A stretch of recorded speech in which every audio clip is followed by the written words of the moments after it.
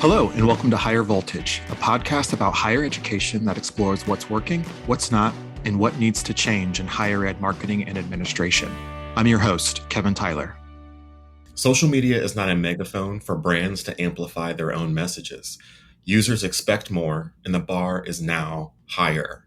Jenny Lee Fowler's new book, Organic Social Media: How to Build Flourishing Online Communities, is filled with gorgeous, substantive, thoughtful statements like that. I'm so excited to welcome my friend of years, Jenny Lee Fowler, to Higher Voltage. Jenny Lee Fowler is the Director of Social Media Strategy at MIT.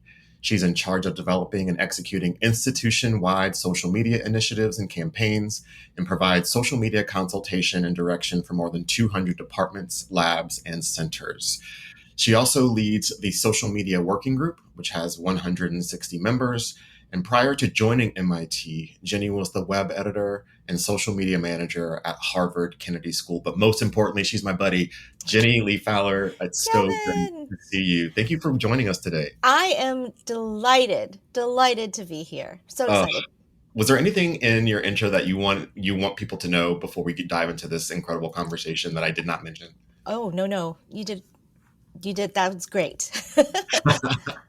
Well, thank you. There are so many things I want to ask you about this book. The first, I think, place to start would be, what's this book's origin story? Why is this coming out right now?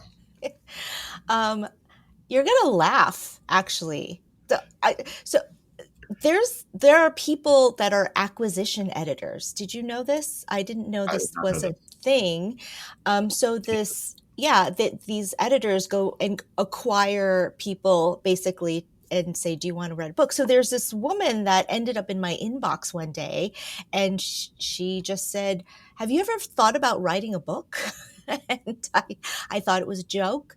I told my husband, I said, this random woman emailed me and, is asking me if I want about a book and possibly, I said, I bet she's going to ask me if I have $10,000, if you have $10,000, we'll publish your book for you. And, so several conversations later, it, turned out not to be a joke. It turned out to be serious. And I think, one reason why I couldn't, you can't turn that down, right?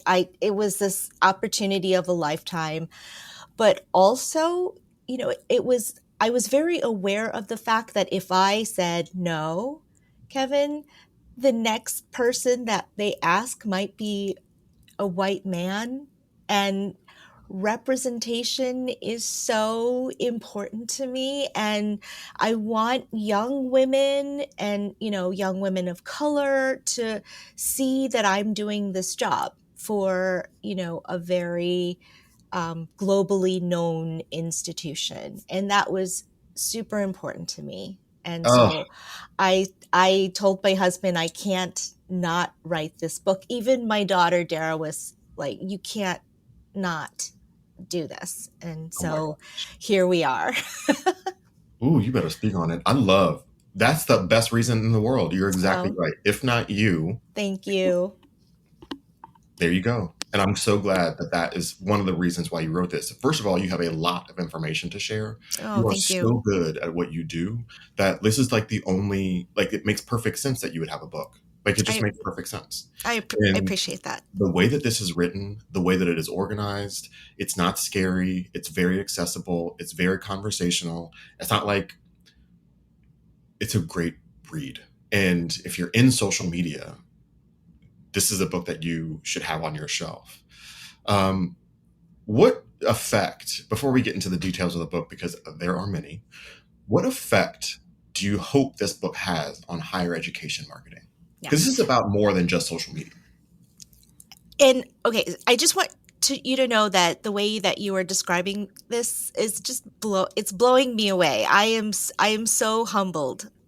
My first and foremost goal was to help new social media managers just really hit the ground running. I wanted them to get to where I am faster. than how than how I got here, right? I made all the mistakes. So I want you to learn from them or learn from my experience. Jenny And walked so y'all could run. yeah, yes. Yeah. Oh my gosh. Oh my gosh. So, I'm really rooting for social media managers out there. And I really wanted institutions to hopefully really take a look at the position and elevate the position, give it the respect that it's due. Social media is a quarter of a century old now, and it's not a nascent industry. It's a very specific and sophisticated industry, and we should treat those that are doing it as professionals with respect. Yeah, like professionals. Yes.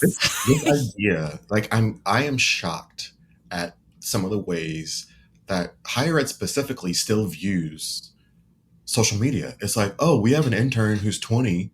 They just have them do it. And it's so much bigger than that. Yes, they should contribute. Yes, I think there are ways for interns to contribute to social media, but it should not be forgotten. It's not the last thing on the totem pole. It is an active part of a marketing plan. It is part of your business model. It is part of how you message, and to relegate it to like, just give it to the youngest person is because they know how to use the platform, maybe. Yeah, it's antiquated thinking. There's no front door to your brand or institution anymore. And right. the way a lot of people are experiencing your organization or brand is online and on the internet. And it takes nuance and experience and good judgment to respond to how quickly social media moves Yep. and reacts. It's not just a marketing plan, but there are lots of crises that unfold on social media. And you don't want your niece, you have a lot of people saying, my niece had this suggestion for our social media strategy. You don't want your niece to be in front of the camera giving out like a crisis media statement, right? So why would you? Yeah. That's exactly right. And I think that role requires such fluency in so many things.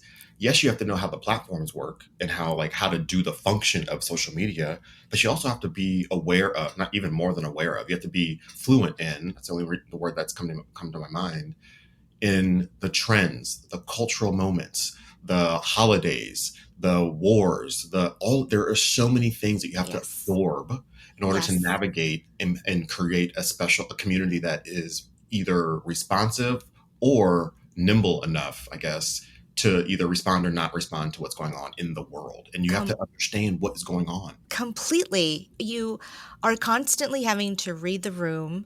The internet, I say this in my book, but the internet is a really fickle place, and its mood changes in a matter of a snap of the finger, really. And something you might have said 2 hours ago will be totally tone deaf 2 hours later. Yep. So it's really important to just recognize everyone's perspective, know where the lay of the land in the moment, and your own voice and tone. Right.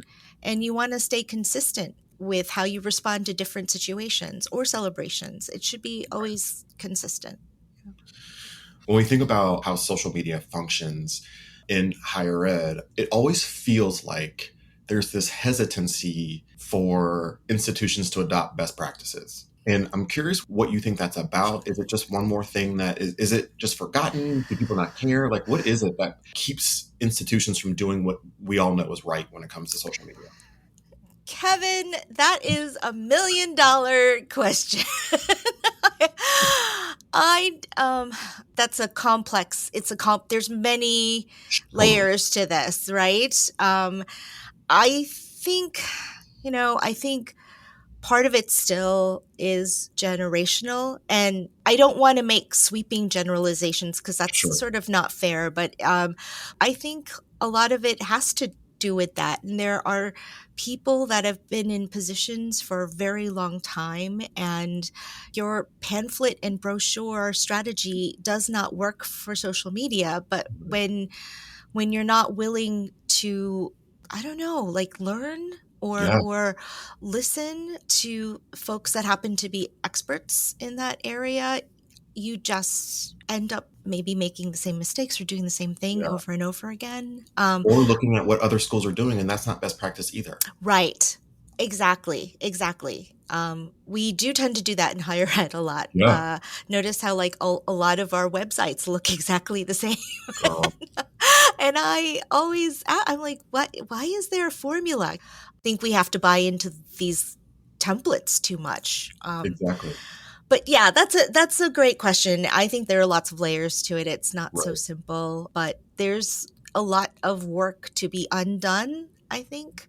There are a lot of job descriptions that are so old and they probably don't even have social media in them. There are a lot of communications assistants or administrative assistants or even just special communicator specialists that are Mhm. doing events and social media Right. and supporting faculty. They're these generalists, and I think that's not doing us any favors in higher ed. I think we just really need to like get down to the job descriptions, uncouple jobs from other jobs and make them their own positions. I agree. I agree. While I'm reading this, and I know who the audience is for this book, I think I get it. But in my head, I was like, this is a book for presidents. This is a book for deans. While you go into the details of thinking of, goals and how to execute strategies, that's all very important information. But it's the information that surrounds all like the nuts and bolts, the functional information that you're sharing. It's all of the perspectives about catering to an audience of one, trolls, why we don't put PDFs on Instagram, like these like kind of like things that are important to know about social media. I feel like people who aren't managing accounts on behalf of an institution, the people who manage those folks need to be reading this as well. We hear so often things like, and while this isn't a book about organic social media, the example I'm about to use is more of a paid example, but at the same time, this is similar. The outcome's the same. We have a 60-year-old president who says, I thought we did an ad buy. I haven't seen any of the ads on social. Well, they're not You're for you. not the market. Right. So we have these conversations with people like, I'm not seeing in the things that I thought we were doing. You are not the audience. And so books like this, I think, paint a really complete picture of not just what the person who manages the social is doing, but why and why it's done in a certain way. And having that information, I think, in a book like this arms people with so much information to make better decisions and to manage social media people in a much more comprehensive way. Yeah, no, thank you. Thank you so much for saying that. I think that was part of my hope, in addition to giving social media managers information, the things I've learned along the way. Here are the people that you'll have to educate and report to and manage up. But that would be great if my book got into the hands of the supervisors themselves and the managers. And hopefully it's not just eye-opening, but mind opening. They're Yeah. open to the ideas as well, and it changes some hearts and minds. That would be amazing. It's hard being a college or university president. Higher education leaders face tough choices, and the best path forward isn't always clear. Neither is how to communicate about the choices that an institution has to make. Trusted Voices explores the complex intersection of leadership and communication. Each episode, hosts Teresa Valerio Parrott and Aaron Hennessy chat with university presidents, industry thought leaders, and each other about the latest news in the industry and the challenges and opportunities facing those in the most visible roles in higher ed. Season 2 of Trusted Voices kicked off with Rice University President Reginald DeRoche, joining Teresa and Aaron to discuss the importance of openness and how to embrace politics at one of the most prestigious universities in the country. And more great guests and critical conversations lie in store. Listen to Trusted Voices on the Volt Podcast Network, wherever you get your podcasts. One of my favorite sections of this book it's on page 55. We'll start on 54. But the title of that chunk is called The Dangers of Catering to an Audience of One. And it talks about what we were talking about now, about having a supervisor boss who's like, do it this way, whatever. Knowing that the person that's saying that is not the audience. And so you have a set of tips about how you can move this person from where they are to where you need them to be as a social media manager, with things like not making things personal. What your idea is not the right one, don't take it that way. Say, the data suggests that we should XYZ. Back it up with data. Show your boss how your peers or leaders in the same industry are posting similar content. There are these really great tips on how you can educate the people around you to value social media in the way it should be valued, and not as the throwaway task that so many people think that it is, that anyone can do it. And so that was such a enlightening piece, because I think that there are lots of social media managers in these spaces where they might not feel the confidence, even though they know they are right and they make sound decisions, they have a strategy, they don't feel equipped to have those conversations with people who are higher up. Can you share more about that?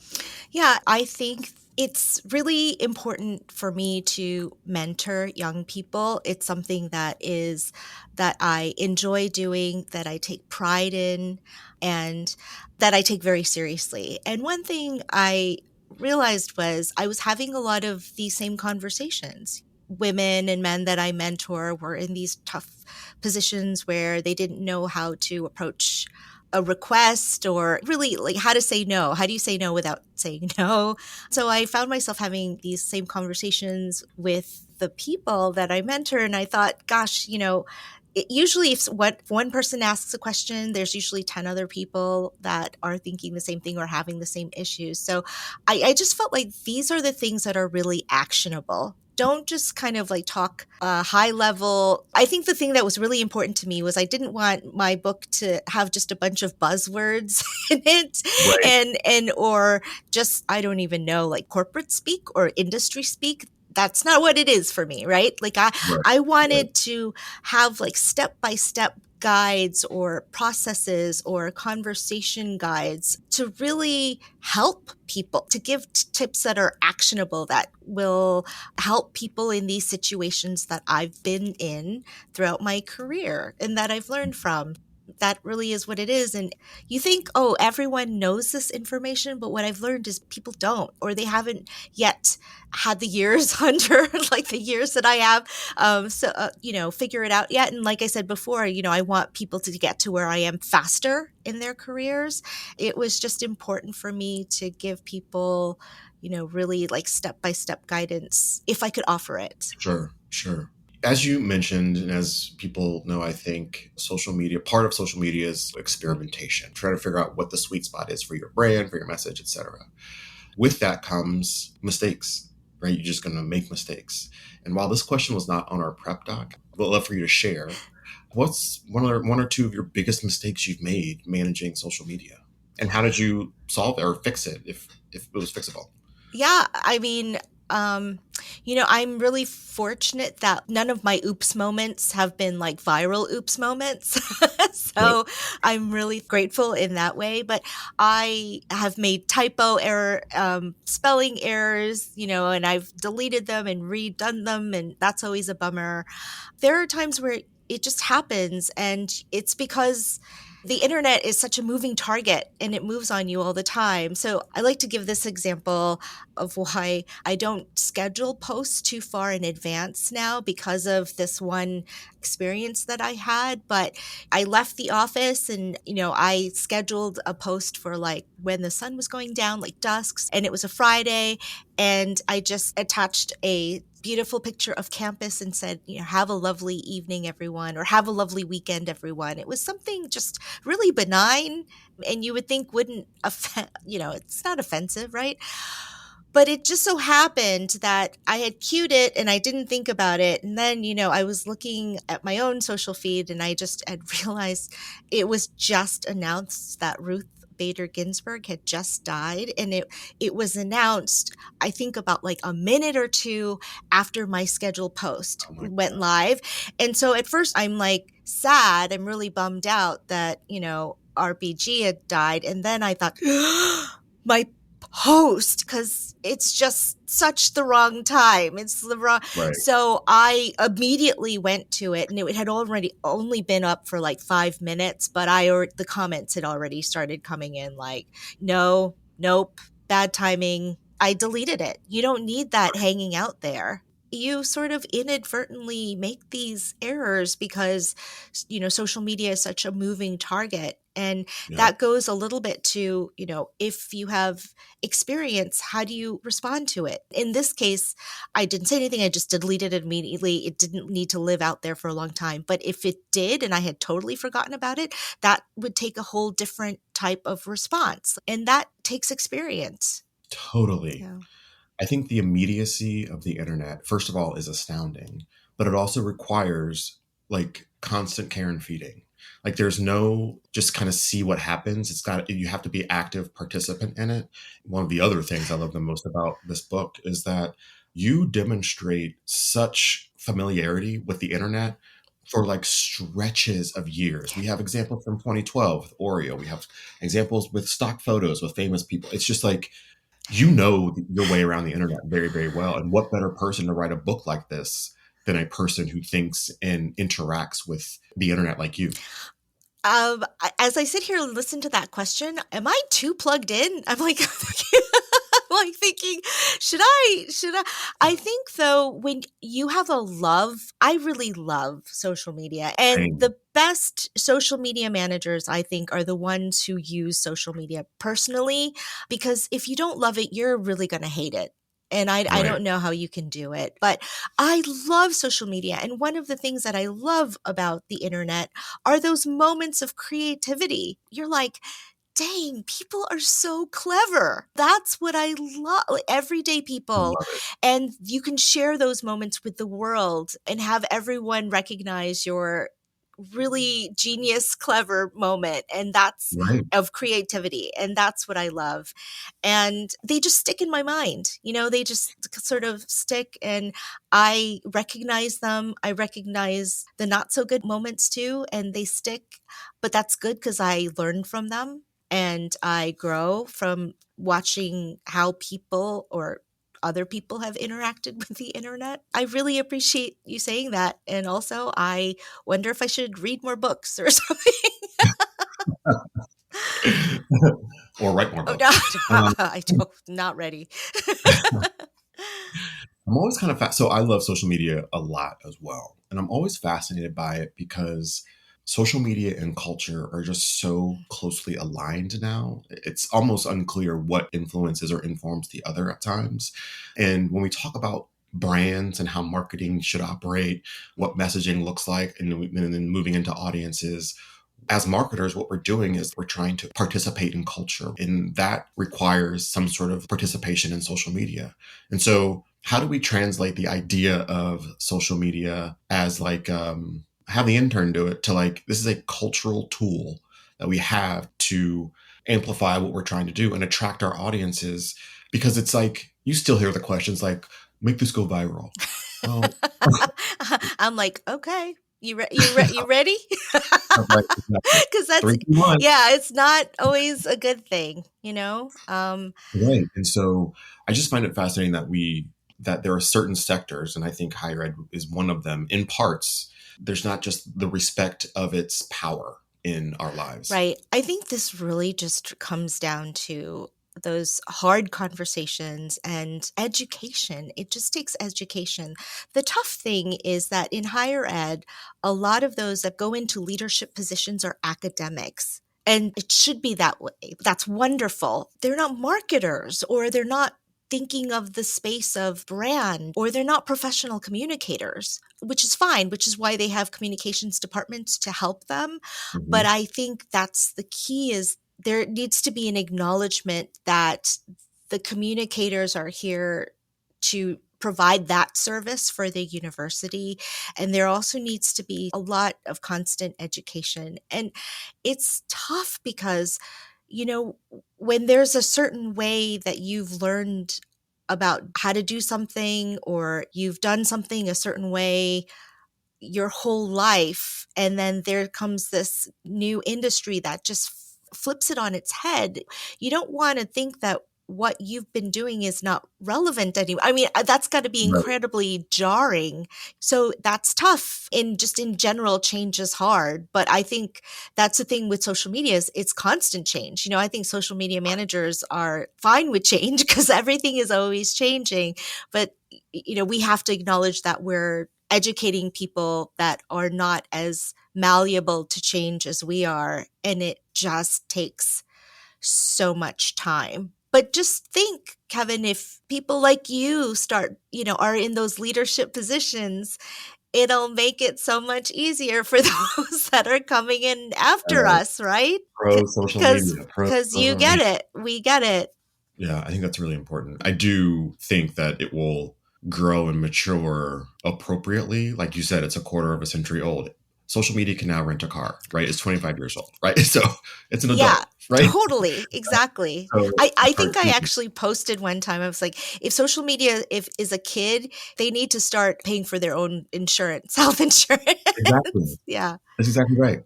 It's a grown adult car case, essentially. Mm-hmm. I think that you need to start treating it that way.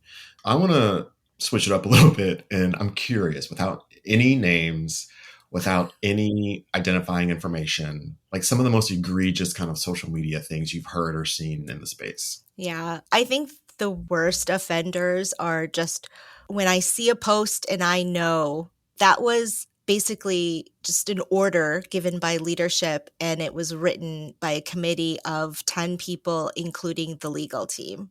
Because you just know, you can spot it, and my immediate thought was like, no one thought to ask the social media team about this. Right. And I'm seeing it more because I think a lot more institutions are thinking if we need to clarify something or if we need to sort of undo something we said, we should go to social. But really, that's probably the last thing that you want to do, when it's just clearly not in the usual voice and tone. Right. And yeah, I think that's bad. And I'll just add that recent pet peeve of mine is when people are posting horizontal videos in platforms designed for vertical videos. I'm like, what are you? You're just trying to be on that platform. You don't really care. That's what it says to me. I think that's an excellent point. But yeah. I have seen a picture, identical picture that tells a story, but the people in the picture are the same, but the names are different. And it's like, oh, this is not even real. You've just made up stories, right? The internet never forgets. For as fast as it moves, it always has a record. Yeah. And people don't forget. And so at some point, someone's going to take a mistake someone made in some brand, and it's going to end up on TikTok, and people are going to be like, oh my gosh, that's crazy. And then your brand is all of a sudden in the crosshairs, right? Yes. I think being careful, being authentic, right? You talk about authenticity so much in their book, which I appreciate because we talk about that a lot here on this show, that social media can only message what is actually happening on your campus. You can't use social media to create a whole new persona for yourself. So true. It's so true. Social media can only amplify a good culture. It cannot mask a bad one. Say that again. Say it again for the people in the back. But it's true, social media can only amplify a good culture. It cannot mask a bad one. That alone, that's a copay. I owe you a copay. How about a coffee? That coffee works. I think it is so important to remember that, because I think that people can sometimes look to marketing writ large, not just social media, but marketing in some total, as an opportunity to sweep some things under the rug. But that is never going to be the case. It's never going to work. There are people that think that social media is this megaphone for virtue signaling. This is what we're doing. But internet users, they want receipts. They are watching organizations and brands, and they will call you on it when you are not being sincere. Higher Voltage is brought to you by eCity Interactive. For more than 20 years, eCity has created websites and digital marketing strategies and solutions for colleges and universities that deliver results and exceed expectations. Their latest offerings to higher ed clients include enrollment funnel diagnostics and enrollment support services that efficiently attract and engage potential applicants, with results you have to see for yourself. To learn more, visit ecdinteractive.com. One other question before I get to my last one, which I always like to ask all of our guests. Have you trained your eye to notice when social media is being written by AI? Do you know that yet? I mean, the images are still they're getting better, but you can still tell. Can you tell when the writing is AI? That is an excellent question. And no, just because it hasn't crossed my mind. But now I'm going to start thinking about it. You just planted a seed. I am curious what that's going to look like as AI gets more sophisticated. It's getting more sophisticated every second. During this conversation, it's probably learned 18,000 new things, right? So I'm curious what that will look like and how social media management will change, if it does at all, as it gets more and more sophisticated.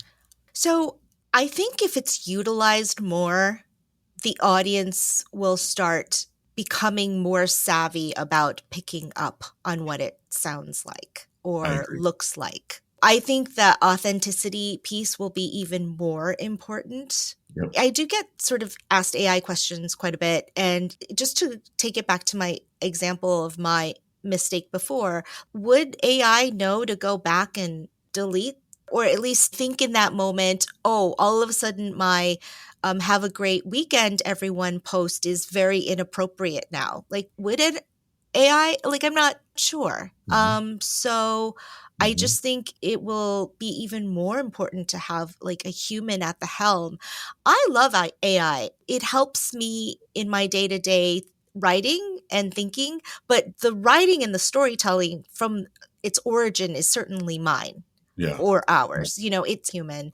And I also think more and more schools are going to adopt clear AI policies of just stating what they're going to use, how they're going to use it, what it's not going to be used for. I think that's going to become more and more important. I agree with you 100%. Okay, wait, I have one more question before the last Please. question. I'm enjoying this conversation so much. I'm having a blast. It's great to see you too. Yeah. The book is full of tips. What is the one tip? Like if I say, what's the one tip that social media managers need, or what would that tip be? That's so okay. I've been asked this question before and I don't know. I think my goal is I just want those that read it to have one takeaway from it. If they have one takeaway, that's the most I could possibly ask for. But I think that different things will be different to different people. They were sort of all like revelations to me at the time. So it's hard to pick like one most important one. So yeah, I hope that's not like a cop-out of an answer. But I mean, it is, but I'll take it. It's a genuine answer. All right. So for the last question, I promise it's the last question. What do you think higher ed social media looks like in 5 to 10 years? I always tell people higher ed is a big ship and it takes a long time to turn it. It does. Which is frustrating. Yeah. To be totally truthful, I feel like in 5 years, it'll still look a lot like it does now. I hope it doesn't, but in 10 years, hopefully we will start actually recognizing the value and the importance of, social media and social media teams, and we'll start uncoupling the responsibility from the generalist jobs and start putting more resources into social media content, social media teams, just social media efforts. That'd be dope. Yeah, I hope. Yeah, I hope that too. Do you still find value in Twitter/X? Like, do you put the same amount of effort in that platform as you used to? I still find value in it. I do. People are still there, and there are still things that I see in X that I don't see on other platforms. But it could be because leading up to it becoming X, I had such a strong community that I had stumbled into and found, and we're still talking to each other in that space, albeit complaining about the changes, but we're still talking in that space. So yeah, I have your phone number, and I still go to Twitter first I'm sorry, I will always call Twitter. I know it's hard. Yeah. To message. But I always respond to you. You do. You are very accessible. Yeah. But to tell you the truth too, like Facebook is still flourishing, for those of us in 10 years ago who thought it was going to die. It is a flourishing space, and there are lots of engagement there. So yeah, it's it has had a resurgence, like QR codes, right? Remember when QR codes were first coming out, and you're like, "What? No, not at all. I'm not doing that." And now they're everywhere. So yeah, Facebook is well. It took a pandemic for us to finally realize how to use them, like appropriately. True. Jenny, it's always great to see you. I love chatting with you. Thank you for writing this amazing, amazing book. If you have not seen it, heard about it, or read it, I would encourage you to find a copy and get it. Jenny Lee Fowler's Organic Social Media, How to Build Flourishing Online Communities. Thanks for joining us today on Higher Voltage. It was so great to see you. Spend some time together. I loved this time. I've really loved our conversation and your questions. Thank you so much. That's it for this week's episode of Higher Voltage. We'll be back soon with a new episode, and until then, you can find us on Twitter @VoltHigherEd, and you can find me, Kevin Tyler, on Twitter @KevinCTyler2.